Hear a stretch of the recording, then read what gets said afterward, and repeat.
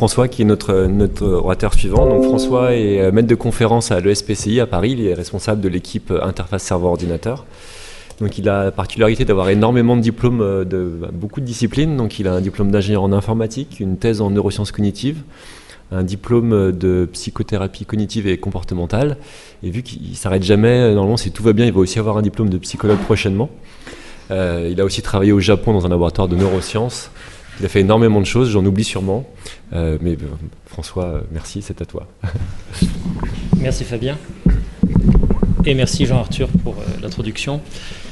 Alors oui, effectivement, je vais vous parler un petit peu du rapport entre le neurofeedback et la neurocognition et aborder le problème de la place de la phénoménologie dans les neurosciences. Et donc, je viens de vous bombarder métacognition et phénoménologie, et tout de suite, vous vous dites, qu'est-ce que ça va être compliqué. Mais rassurez-vous, aujourd'hui, je vais juste vous parler d'une histoire de porte de frigo. La phénoménologie, c'est pas compliqué. Alors, je vais faire un petit peu d'histoire, et on va brosser un peu l'histoire de l'évolution du point de vue psychologique, l'évolution des théories psychologiques et ce que ça a mené à faire dans le domaine des psychothérapies, et mettre ça en rapport avec les modèles qui ont évolué autour du neurofeedback. Alors, au début, il y a un certain temps, on va dire un peu plus d'un siècle, on essaye de soigner les gens et on se dit on va explorer leurs états mentaux en les interrogeant. Donc, ça a amené à la psychanalyse, ça a amené aux observations cliniques. Clinique, ça vient de cleaning, c'est c'est le fait que le patient soit sur le lit là, comme on a ici, on se penche sur le patient. Il y a le rapport humain, c'est très intéressant, sauf qu'il y a un problème. Il y a un problème dans ce rapport humain, c'est qu'il n'est pas objectif. Pourquoi ce sera embêtant que ce soit pas objectif? On ne peut pas le vérifier. On ne sait pas si le patient n'est pas en train de bidonner ce qu'il nous raconte. Si vous demandez à un mythomane s'il a sauvé le président de la République, il vous dira oui. Ça ne veut pas dire que c'est vrai. Alors on voudrait avoir quelque chose qui sorte de cela. Et on va avoir le point de vue du positivisme qui va être on veut avoir des données objectives, mesurables. Bon, très bien. Alors on va chercher à avoir des indicateurs objectifs. Qu'est-ce que ça va donner? On va avoir l'apparition du behaviorisme, du comportementalisme. On va dire que l'être humain, après tout, est un animal comme les autres, et on va le modéliser comme un animal et observer son comportement. Alors pourquoi c'est intéressant le behaviorisme? C'est intéressant parce que ça va permettre, en réduisant l'individu à ses comportements, de pouvoir trouver comment intervenir dessus et de pouvoir définir des lois qui sont facilement mesurables, quantifiables. On est presque dans de l'ingénierie psychologique. Super. Et ça nous amène au conditionnement opérant.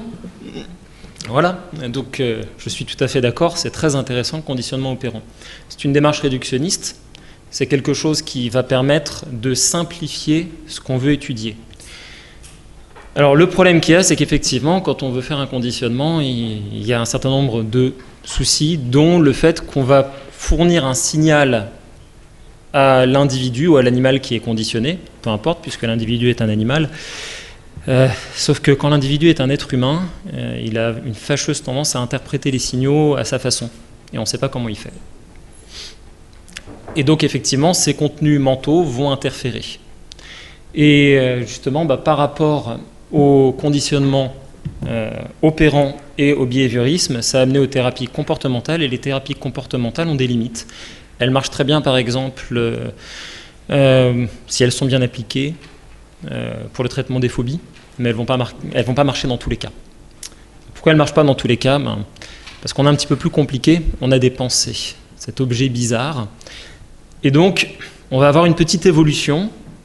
On était dans les années 1930, et là les gens commencent à réfléchir, à se dire que peut-être que les pensées c'est utile, que ça sert à quelque chose. On va avoir l'émergence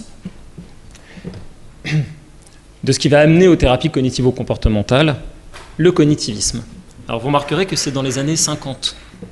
Donc on est il y a presque 70 ans. C'est très novateur le cognitivisme. Donc on veut étudier les fonctions de l'esprit et on va dire c'est pas grave, on va considérer l'être humain comme un ordinateur. Vous remarquez l'évolution, on n'est plus des animaux, on est des ordinateurs. Ça fait toujours plaisir. Qu'est-ce que ça a donné? Ça a donné qu'on peut étudier les pensées. On peut essayer de les modéliser, de les quantifier, de les mesurer. Alors, est-ce que réellement, objectivement, ça donne des choses? Je vais juste vous donner un petit exemple amusant d'interférence entre le cognitif et l'émotionnel, que certains d'entre vous connaissent peut-être déjà. Alors, vous prenez une jeune femme, si possible un petit peu sexy, et vous la mettez dans un parc. Elle va interroger les gens qui passent dans le parc pour leur poser des questions assez barbantes. C'est un questionnaire psycho. Vous avez déjà rempli des questionnaires de psycho? Les questionnaires psychométriques, vous savez, les trucs bien longs, où il y a 15 fois la même question qui revient en boucle. Et donc, bien évidemment, après, quand elle leur dit « si vous voulez revenir au labo, je vous poserai 4 heures de questions similaires », les gens n'y vont pas. Et puis on met la même jeune femme, avec le même questionnaire, à la sortie d'un pont suspendu branlant. Et là, étonnamment, elle fait la même chose, mais les hommes reviennent la voir au labo. Pourquoi ? Alors la boucle est assez simple. Je suis sur un pont branlant, j'ai une réaction hormonale, infracognitive, j'en prends même pas conscience, puis surtout j'ai pas envie d'en prendre conscience parce que je suis un homme fier et fort. Mon rythme cardiaque a augmenté parce que j'avais peur. Je suis face à une femme, je perçois cette femme et mon cœur bat vite. Quelle est la conclusion? Je suis amoureux. Donc là on a eu l'interprétation cognitive qui a amené à un comportement. Que vous avez les barres en bas, c'est les statistiques de personnes qui vont se croire amoureuses de la jeune femme. Si elles sont sur un pont en dur, ils sont à 30% et sur un pont suspendu à 50%. Donc la conclusion de cette manip, c'est si vous voulez draguer, emmenez l'autre personne voir un film d'horreur ou sur les montagnes russes. Et au moment où vous allez la regarder langoureusement dans les yeux, le cœur bat, ça marche super bien. Mais bon, l'autre conclusion, c'est qu'il faut étudier les pensées. Si on veut étudier les pensées pour le neurofeedback, on peut essayer de le faire et l'aborder sous le point de vue de la métacognition. Alors la métacognition, c'est la cognition à un niveau méta, c'est la cognition qui se penche sur la cognition. J'essaye de penser à mes pensées. Je vais étudier mes propres stratégies. Je vais vérifier de quelle manière mon esprit fonctionne et essayer d'en prendre conscience. Qu'est-ce qu'on appelle une stratégie? Ça va être mes recettes de cuisine interne. Je vous rappelle que nous sommes des ordinateurs, donc nous avons des algorithmes qui tournent à l'intérieur. Et en fait, on va essayer de faire du débugage. Si vous êtes un peu familier avec le codage informatique, on va observer ce qui se passe ligne à ligne et voir comment le programme tourne. Alors c'est intéressant parce que dans le domaine de la théorie de l'apprentissage, on se rend compte que quand on veut enseigner par exemple le calcul mathématique ou la grammaire à des enfants, si on leur demande de prêter attention à leur stratégie cognitive, ils apprennent plus vite. Parce qu'il y a des stratégies qui marchent, des stratégies qui marchent moins bien.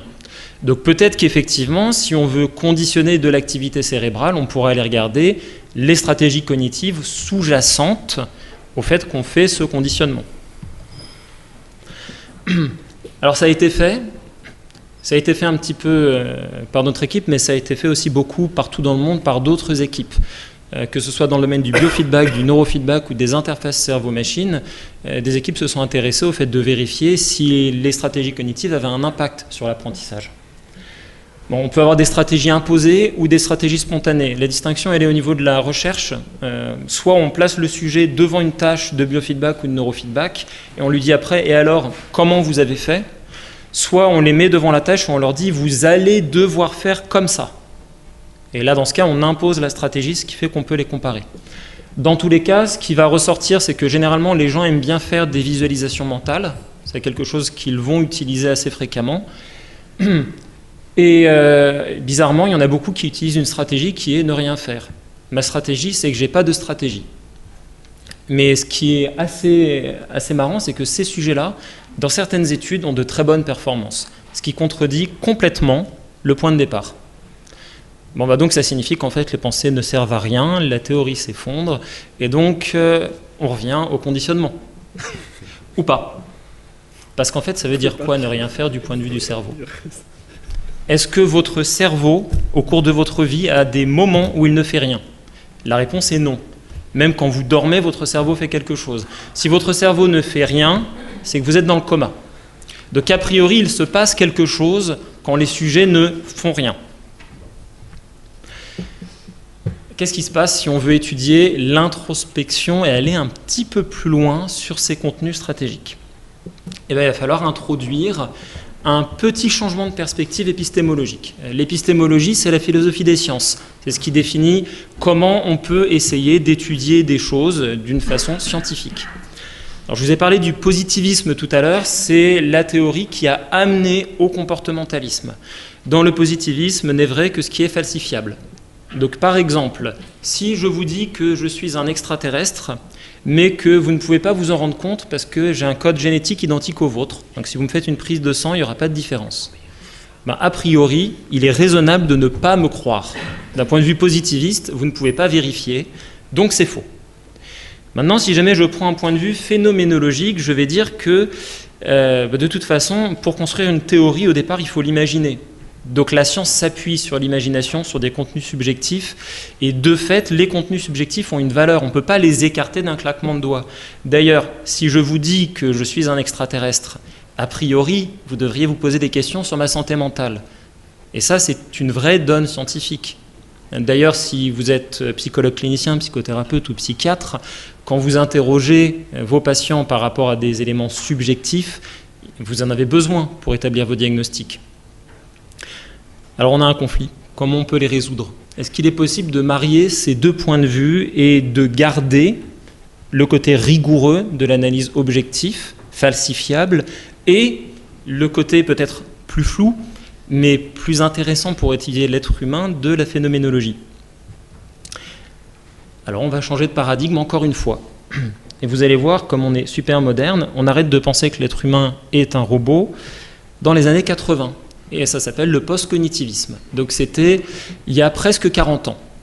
Voilà. Donc pour revenir sur ce que disait Jean-Arthur tout à l'heure, on lit encore à l'heure actuelle dans la littérature, presque partout, que le neurofeedback est du conditionnement opérant, sachant qu'on est passé au post-cognitivisme il y a plus de 39 ans. Donc la littérature met un petit peu de temps à rejoindre les théories. Là, on va pouvoir étudier l'esprit et on admet que l'être humain peut avoir des états de conscience et on admet que c'est un petit peu plus compliqué que simplement une machine. Et on va réobjectiver des contenus subjectifs. Ça veut dire qu'en fait, on a mis en gros 80 ans pour revenir au point de départ. Et donc en fait, c'est pas grave, on va arrêter le comportementalisme et on va tous faire de la psychanalyse et ça va être génial. Bon, donc c'est pas exactement ça que je veux vous dire. L'objectif, c'est d'essayer de reprendre les observations subjectives et de les mettre dans un cadre objectif rigoureux. Alors encore une fois, c'est pas moi qui ai inventé ça, mais ça va être le travail qui a été développé par Francesco Varela, par Antoine Lutz, plus tard qui continue à travailler dessus, et qui est celui de la neurophénoménologie. On peut tout à fait observer des grandeurs mesurables et objectivables, comme par exemple l'activité électroencéphalographique, et puis on peut trier ces informations en fonction de rapport à la première personne, qui eux sont subjectifs, ne sont pas falsifiables, ne sont pas vérifiables, ne sont pas objectifs. Et on va pouvoir objectiver du subjectif. Et là, ça devient très intéressant. Alors l'exemple ici, c'est une publication qui illustre ce principe de la neurophénoménologie. Je fais une petite tâche d'illusion 3D avec un stimulus bistable, et puis je demande aux gens de quelle manière ils sont en train d'étudier ce stimulus. Je leur demande leur stratégie cognitive. Et je regarde le rythme gamma occipito-pariétal, qui est un rythme qui est lié au liage perceptif et à la formation de représentation mentale. Et ce que vous voyez sur le graphe, les SR, SR', FR, SU, SIU, ce sont des stratégies. Et selon les stratégies, on voit des changements dans l'activité cérébrale qui sont spécifiques. Autrement dit, en fonction de ce que la personne vit d'un point de vue subjectif, de sa façon de se relier au stimulus qui lui est propre, on trouve des changements dans son activité cérébrale qui, eux, sont objectivables, donc falsifiables. Est-ce qu'on pourrait aborder le neurofeedback avec ce regard-là, au lieu de rester dans un regard qui date d'il y a plus de 69 ans? Alors, ne rien faire du point de vue du cerveau. Si jamais on voulait rester sur quelque chose de simple, moi, quand je ne fais rien, je rêvasse. Donc c'est l'hypothèse de départ qu'on va faire. Quand je ne fais rien, j'active un réseau qui est le réseau par défaut, qui est un réseau de cognition centré, retourné vers l'interne, dont on a déjà parlé aujourd'hui, donc je ne reviendrai pas trop dessus. Sauf que dans les études que nous avons menées dans notre équipe, sur le biofeedback ou sur le neurofeedback, quand les sujets ne font rien et qu'on leur demande « mais en fait, de quelle manière vous faites rien ?», ils ne disent pas qu'ils rêvassent. Certains vont dire qu'ils rêvassent, Certains vont dire qu'ils rêvassent d'une façon assez particulière, où en fait ils font des alternances de rêvasserie et de focalisation de l'attention, et puis d'autres vont dire qu'ils observent les choses en défocalisant leur attention. Donc autrement dit, ils ont tous une façon de ne rien faire qui leur est propre. Et cette attention défocalisée, ça vous fait peut-être penser à une méthode de psychothérapie qui est justement liée au mouvement de la troisième vague des thérapies cognitives comportementale, qui est justement la vague post-cognitiviste, qui est la mindfulness. Si le sujet est mindful, ça veut dire qu'il a une attention défocalisée. Donc, quand un sujet ne fait rien, en fait, il est mindful. Donc, c'est pas si étonnant que ça qu'il apprenne plus facilement. Pourquoi ? Alors, quand je suis concentré sur une tâche type neurofeedback ou autre, en fait, quelle que soit la tâche que je fais, si je fais un apprentissage, ça veut dire que je vais prendre des éléments disparates de mon activité cérébrale et que je vais essayer de les coordonner. Ça, c'est très compliqué. C'est très compliqué pour mon cerveau d'avoir un contrôle cognitif sur des éléments disparates, c'est fatigant. Ça va avoir une charge, on va l'appeler la charge intrinsèque. Et puis ensuite, je me concentre sur ce que je fais et j'essaye d'apprendre. Je vais avoir une deuxième charge qui se rajoute. Le fait d'essayer d'apprendre, c'est aussi coûteux. La preuve, c'est que si pendant que j'essaye d'apprendre, vous venez me déranger sans arrêt, j'y arrive plus et j'apprends pas. Ça, on va l'appeler la charge essentielle. Et ensuite, une fois que j'ai réussi à apprendre, je vais avoir une intégration. Le contrôle cognitif à exécuter sur ma tâche est plus facile, c'est moins fatigant. La charge intrinsèque réduit, j'ai appris. Et donc en fait, ne rien faire, c'est aussi comme ça qu'en théorie de la charge cognitive, on qualifie ce qu'est la charge essentielle. La charge essentielle, c'est quand je ne fais rien. En fait, c'est quand je fais de l'abstraction en pleine conscience. Quand j'observe de façon défocalisée ce qui se passe en moi. Et si je ne le fais pas, j'apprends moins bien. Bon, la charge cognitive, c'est un petit peu plus compliqué parce qu'il faut rajouter en plus la charge extrinsèque. La charge extrinsèque, c'est quand je complique les choses en rajoutant des éléments qui n'ont rien à voir avec ce que je veux apprendre. Donc, si ma charge essentielle, c'est l'application en conscience de mes stratégies d'apprentissage, ça veut dire qu'en fait, le neurofeedback, c'est quelque chose qui a un lien avec la pleine conscience. Alors, je viens de vous raconter plein de choses, très compliquées. Il y en a qui connaissent déjà ce que je vais montrer. Non, même pas. Alors, je vais vous montrer ce que c'est qu'une attention défocalisée, parce que si on ne sait pas ce que c'est difficile de comprendre. Donc, voilà une image, et je vais changer un élément dans l'image, et je vous ai prévenu, et en plus je vous laisse du temps. Donc vous pouvez y aller, mémorisez-la. Faites votre travail de mémoire. Maintenant que vous avez bien mémorisé, je change l'élément. Est-ce que quelqu'un l'a vu? Ne dites pas, s'il y en a qui l'ont vu, levez la main. Une personne, 2, 3, 4. Voilà, 4 personnes sur une centaine. Vous êtes très fort. Alors pourquoi vous n'avez pas vu? Parce qu'il n'y a rien qui a changé. Non, je plaisante. Bon, ce qui a changé, c'est ça. Je reviens en arrière. D'accord? Pourquoi vous ne l'avez pas vu? Parce que je vous ai laissé du temps. Et que vous étiez en attention focalisée. Donc si jamais on suit, c'est pas moi qui l'ai fait encore une fois, si on suit votre regard et qu'on regarde où il s'est porté, de quelle manière vous vous êtes approprié le monde environnant. Vous avez commencé par regarder un petit peu tout. Donc ça, c'est un tracé de poursuite oculaire sur ce que vous regardez avec un eye tracker. Et puis quand on laisse du temps, vous continuez à regarder tout, sauf la barre. Pourquoi vous ne regardez pas la barre? Parce que ça ne sert à rien. Parce que vous savez que c'est une stratégie inutile. Parce que les barres en métal, ça ne se déplace pas tout seul. Vous avez des biais cognitifs. Alors, ce qui est intéressant avec cette manip, c'est que si on la fait faire à des sujets qui ont des traits psychologiques mindful élevés, ils voient la barre. Parce qu'ils ont une habitude de l'attention défocalisée, donc leur regard ne se balade pas partout et ils voient le changement. Donc, il faut ouvrir la porte du frigo. Vous avez tout compris? Bon, j'explique quand même. On croit voir le monde d'une façon claire. En fait, on le voit avec un regard hyper focalisé et on filtre beaucoup de choses. Notre attention est un mécanisme de filtre. En réalité, on sait que le monde extérieur est une mémoire fiable et qu'on peut regarder tout le temps. Donc on a l'habitude de cette attention focalisée. Et on va parler d'une illusion de la lumière du réfrigérateur. Pourquoi? Parce que si vous demandez à un enfant de 2 ans, est-ce que la lumière du frigo s'éteint quand je ferme la porte? Il va dire non, parce que quand j'ouvre la porte, elle est allumée. Voilà. Donc, voir réellement, c'est défocaliser l'attention, parce que ça permet d'ouvrir les portes de frigo. Autrement dit, ça vous permet de regarder au-delà de votre focus attentionnel habituel pour percevoir. Et les sujets qui apprennent bien en neurofeedback ou en biofeedback sont ceux qui défocalisent. Sauf que défocaliser l'attention, on est en plein dans des concepts post-cognitivistes et qui sont hyper subjectifs. Pourquoi? Parce qu'on est sur des heuristiques de pensée. Alors, une heuristique de pensée, ce sont des programmes, des algorithmes, j'en ai parlé tout à l'heure. D'ailleurs, c'est comme ça qu'on programme une intelligence artificielle. Si vous voulez apprendre à une IA à jouer aux échecs, vous lui mettez un petit programme et vous lui dites « Bon, ça sert à rien de jouer ça parce que ça rapporte pas beaucoup de points. Les coups qui sont intéressants, c'est ceux-là. » Et comme ça, elle va pouvoir évaluer beaucoup plus de coups en se focalisant sur moins de combinaisons possibles. Et on fait ça. On est dans nos habitudes de pensée. Sauf qu'il y a une autre façon de percevoir le monde, non pas heuristique mais analytique, où on va ouvrir et défocaliser l'attention, on perçoit beaucoup plus de choses. On sait qu'on peut le faire. Ça ne veut pas dire que du point de vue neurocognitif, en termes d'imagerie cérébrale, etc., on a complètement élucidé comment ça fonctionne.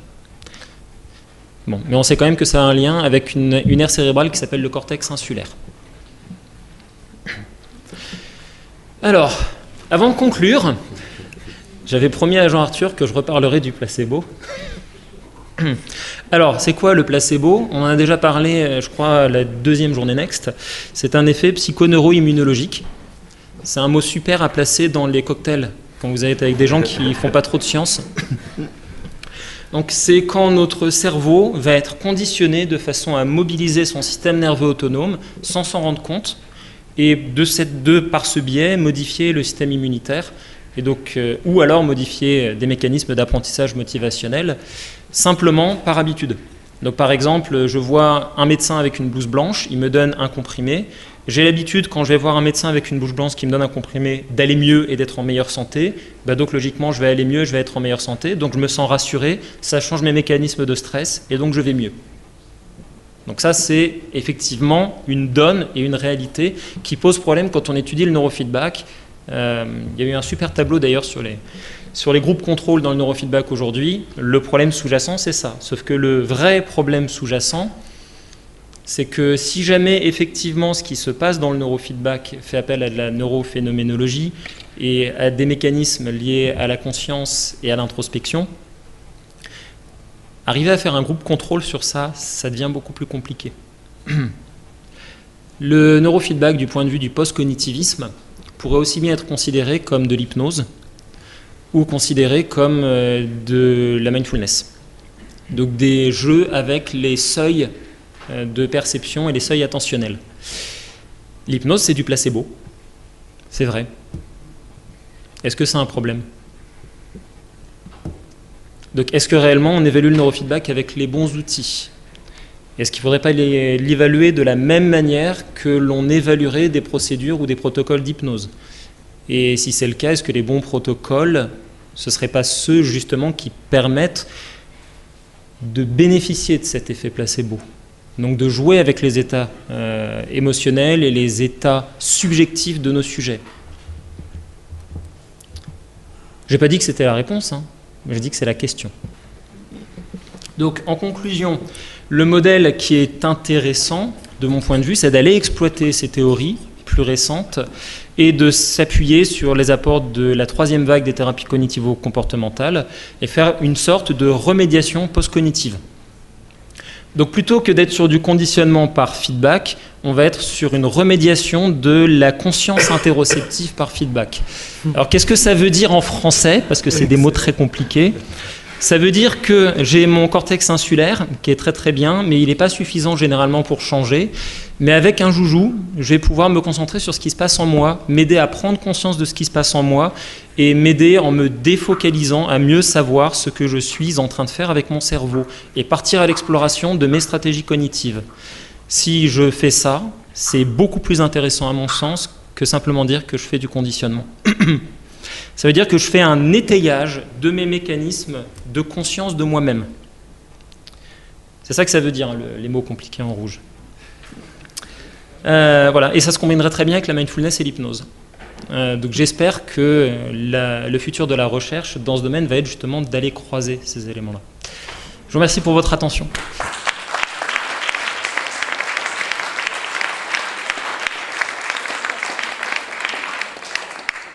Merci beaucoup François pour avoir rendu intelligible la phénoménologie. Souvent on nous demande qu'est-ce que c'est la phénoménologie. La porte du frigo est parfaitement adaptée.